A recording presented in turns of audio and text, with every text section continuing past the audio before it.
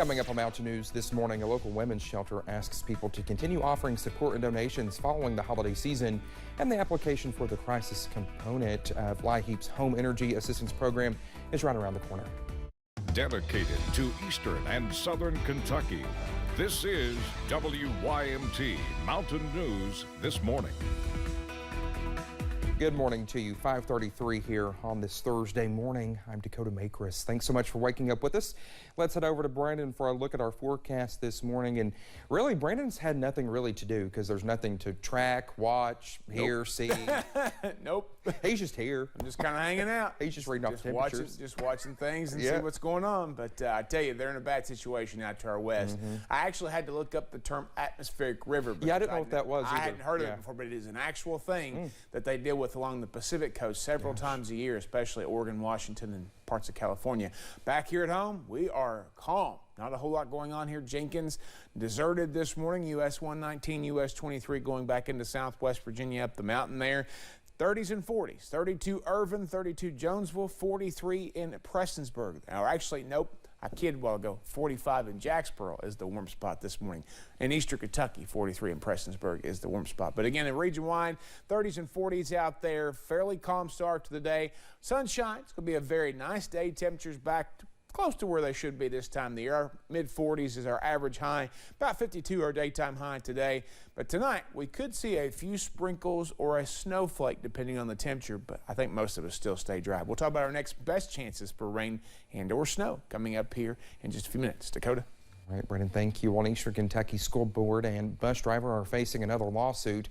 3 students are suing the Magoffin County School Board, the superintendent, and the bus driver for a serious bus crash. Now, you may remember it happened in November on Kentucky 40. 18 students were on board at the time of the crash. All were taken to a hospital. Some had serious injuries. The latest lawsuit is claiming negligence and is seeking punitive damages, among other damages, for physical and emotional injuries. A lawsuit was filed last month by parents of 2 students, also claiming negligence. A scary situation at an NFL game in Cincinnati on Monday has left people stunned across the nation and here in the mountains. Our Jordan Mullins has more from a local first responder and a football coach about the incident and how they are keeping student athletes safe here at home. On Monday night, Buffalo Bills safety Damar Hamlin was involved in a routine play, got up, and soon after fell back to the turf. And a lot of times what that is blunt force trauma to the chest and causing a cardiac-related issue, which makes the heart go out of rhythm. Hamlin was given CPR, shocked by an AED, and taken to a hospital in Cincinnati where he is still recovering. Here in the mountains, this injury has spurred thoughts in coaches across the region about their preparedness. You know, in case it does, something happens, you know, all of our coaches go through CPR, AED training. We have 2 AEDs down here by the football field and 1 in every athletic complex we have.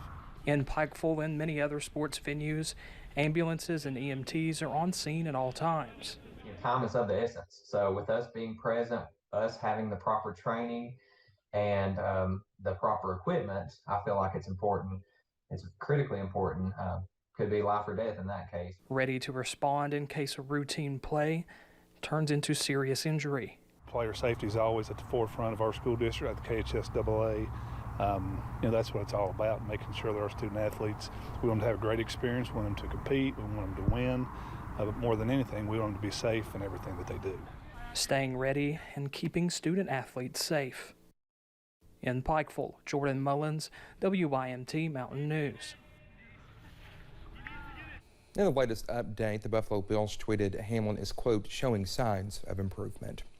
Well, for those seeking recovery or those seeking safety from domestic violence, they often enter shelters with nothing but the clothes on their back. Well, most of the time, it's up to places like the Beacons of Hope Residential Treatment Facility here in Hazard to fill those gaps. So following the holiday season, when community donations diminish, staff members are still seeking support through item donations to help their clients feel more at home. As you know as well as I do, during the holidays, people are more apt to give because that's when you think about things more and you're more thankful for things, so you want to share. And so throughout the year, they do tend to forget. And so that's definitely when our need goes up. With the Beacons of Hope campus expanding in the near future, those involved say the need for items ranging from socks to soap will increase even more than before. Well, the application for the crisis component of the Low-Income Home Energy Assistance Program opens on Monday, January 9th. Well, this helps people in a crisis situation who need help paying their utility bills. However, LKLP Executive Director Rick Baker says there is another great option to apply for called weatherization, which could help lower the cost of utility bills year-round. We are, with the infrastructure money that's just beginning to be released in the coming months, we're going to see a huge increase in that program. So we're going to be able to weatherize more homes. So we encourage anyone to come in and apply for that. The application for the weatherization program is open all year, and the LIHEAP crisis application will be open on January 9th and closes on March 31st, or when available funds have been used.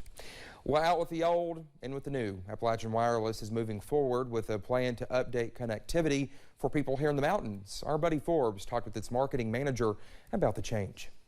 Appalachian Wireless is cutting the wires on 3G connection. Trying to make people aware, and it's kind of our final push before 3G just completely goes away. Last year, the wireless carrier announced plans to bring in the 5G era, moving solely into 4G LTE services last month to help the transition from the old ways. This is going to pave the way for 5G, so we can use the spectrum and the airwaves, so to say, of 3G to then put that towards 5G. A move that representatives warn will cause issues for old devices. Today, if you're able to make a phone call and it uses 3G service, tomorrow if the switch is flipped, so to say, that phone will no longer be able to call 911 for emergency services, may not be able to send text messages. The complete functionality of the phone may go away. Encouraging impacted customers to act now by checking their device's voice over LTE compatibility or replacing an old model, since the full elimination of 3G is happening before the end of January. 5G, it's a bridge to the future, so it's going to enable more data capacity, and the demand for data is definitely not going away with the Instagrams and the TikToks of the world. So trying to support that demand, this is definitely one of the phases in order to be able to do that. Taking the steps back from 3G. This is coming, and trying to not catch anybody by surprise and let them know so they can start asking the questions now. To move forward into a region of connectivity. In Floyd County, Buddy Forbes, WYMT Mountain News. Well, you can check your device's compatibility and see the release from Appalachian Wireless on our website. A 28-year-old law enforcement veteran was introduced as chief of the London Police Department on Monday. Chuck Johnson returns to the department after working for Kentucky State Police and the Laurel County Sheriff's Office. He said his primary goal as chief is to have a proactive approach to law enforcement. Well, just ahead this morning, if you've ever dreamed of being in the spotlight, well, Dollywood might have the perfect job for you during its 2023 season. I'm going to have to inquire about that one. Perfect job, Dakota. Rain chances will hold off for a little while longer for us, but they are still in our forecast. I'll have that for you in about 3 minutes.